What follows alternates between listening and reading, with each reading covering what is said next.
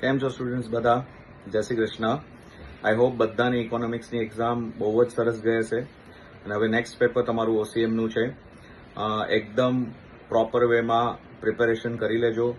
જે IMP topics છે એ IMP topics એકવાર પ્રોપરલી જોઈ લેજો. બધા ક્વેશ્ચન્સ છે મેં તમને લેક્ચર્સમાં પણ સમજાયેલું છે કે લાસ્ટ મિનિટ રિવિઝનમાં બધું નથી જોવાની જરૂર.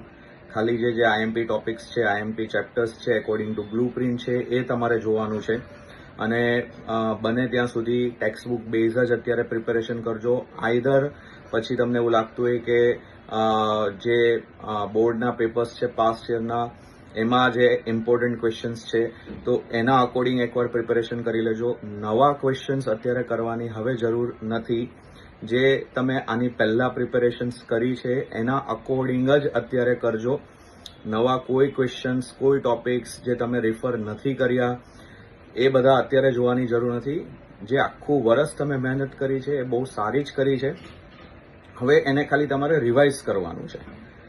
એટલે હું ચિરાગ સર હિન્દુ પરિવારથી બધાને બેસ્ટ ઓફ લક કહું છું. ઓસીએમ માટે, બીજા બધા પેપર્સ જે હવે આગળ આવવાના છે એના માટે.